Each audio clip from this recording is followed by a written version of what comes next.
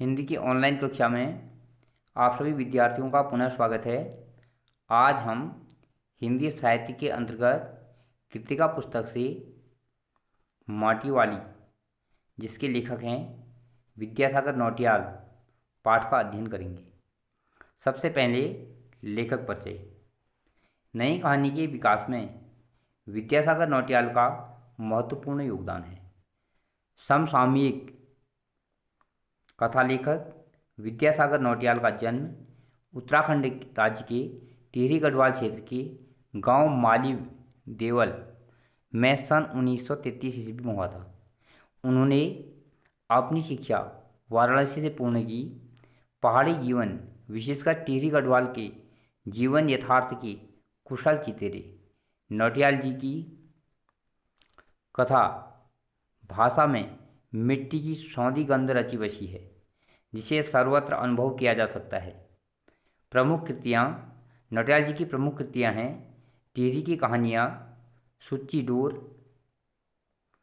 कहानी संग्रह है, उलझे रिश्ते, बीम अकेली, सूरज सबका है, उत्तर बायां है, झुंड से झुंड, झुंड से बिछड़ा ये उपन्यास है, मोहन गाता जाएगा ये आत्मकथ्य है। संकलित पाठ का परिचय। टिहरी परियोजना उत्तराखंड राज्य की बहुउद्देशीय योजना है। बहुउद्देशीय योजना उस योजना को कहते हैं जब किसी नदी घाटी योजना पर नदी पर बांध बनाकर उससे कई उद्देश्यों की पूर्ति की जाती है।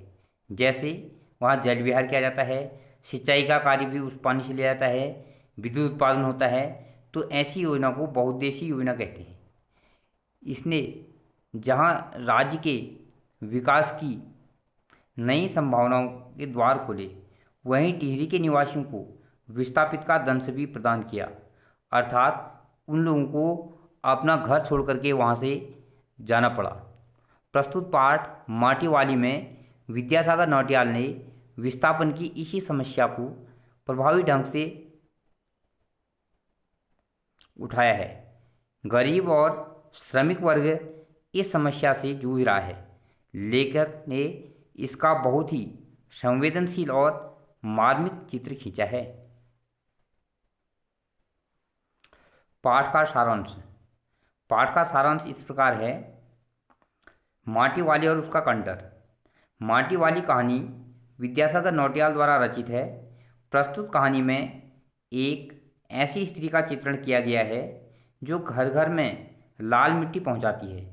वह मिट्टी पहुंचाने वाली अकेली ही है, उसका कोई प्रतिद्वंदी नहीं है। उसकी माटी से ही टिहरी शहर के चूल्हे पोते जाते हैं। चूल्हे चौकी की लिपाई के लिए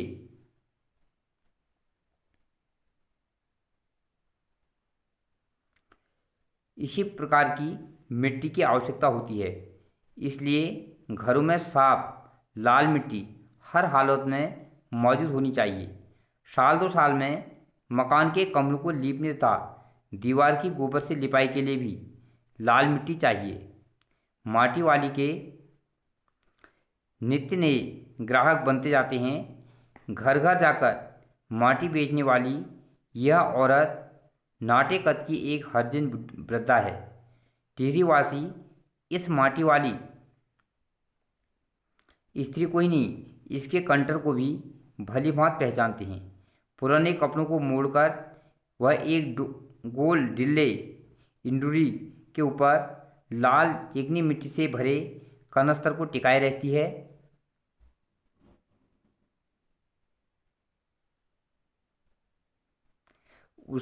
उसके ऊपर कभी किसी ने ढक्कन लगा नहीं देखा। कनस्तर के ऊपरी हिस्से को वह काटकर फेंक देती है, जिससे उसमें सरलता से मिट्टी भरी और खाली की जा सकती है। रोटी का जुगत में बीतता जीवन, अर्थात माटी वाली का एकमात्र उद्देश्य केवल दो जून की रोटी कमाना है।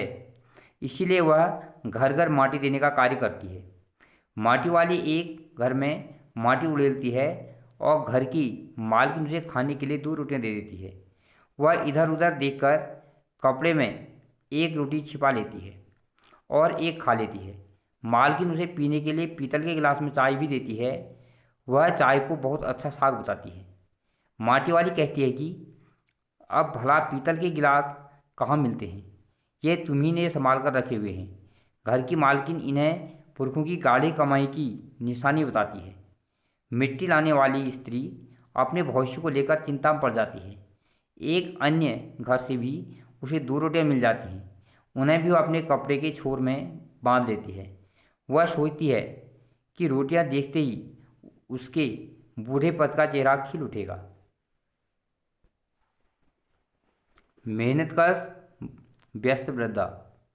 माटी वाली स्त्री का गांव शहर से दूर है। तेज चलने पर भी घर पहुंचने में 1 घंटा लग ही जाता है। वह प्रतिदिन सुबह अपने घर से निकल जाती है। पूरे दिन माटी खान में मिट्टी खोदती है, फिर सभी घरों में उसे ढोकर पहुंचाती है। इसी में उसका पूरा दिन व्यतीत हो जाता है। घर पहुंचने से पहले रात गिरने लगती है। उसकी झोपड़ी गांव के ठाकुर की जमीन पर बनी है। इसके बदले में उसे उसके घर में भी कई तरह के छोटे मोटे काम करने पड़ते हैं। अपने बूढ़े पद की पालिका। उसने बूढ़े की कोरी रोटी देने की जगह सोचा कि प्याज की सब्जी से रोटी दूंगी। उसने 1 पाव प्याज खरीद लिया। माटी वाली स्त्री ने सोचा कि वह प्याज कूटकर उसे तल देगी। इसी सब्जी के साथ वह बूढ़े को 2 रोटियां परोस देगी। हालांकि अब वह 2 रोटी खा नहीं पाता है। बूढ़े का स्वर्गवास। जब माटी वाली घर पहुंची तो बूढ़े को रोटी की कोई ज़रूरत नहीं रह गई थी। उसके पैरों की आहट सुनकर हमेशा की तरह उस दिन वह चौंका नहीं। बूढ़ा अपना शरीर छोड़कर जा चुका था, अर्थात उसकी मृत्यु हो चुकी थी। विस्थापन की पीड़ा। टिहरी बांध पुनर्वास के साहब ने मुआवजा देने के लिए माटी वाली स्त्री से उसके घर का प्रमाण पत्र मांगा। वह उसके पास था नहीं। उसे चिंता हुई कि बांध बनने के बाद वह क्या खाएगी। टिहरी बांध की 2 सरों को बंद कर दिया गया है। शहर में पानी भरने लगा। शहरवासी अपने घरों को छोड़कर भागने लगे। माटी वाली अपनी झोपड़ी के बाहर बैठी रही। वह एक ही बात कह रही थी, गरीब आदमी का शमशान नहीं उजड़ना चाहिए। इस प्रकार इस पाठ में लेखक ने किस प्रकार से अगर कोई भी आपदा आती है तो वह सबसे अधिक निचले वर्ग को, गरीब व्यक्ति को ही प्रभावित करती है, इसका बड़ा भावुक वर्णन किया है। धन्यवाद।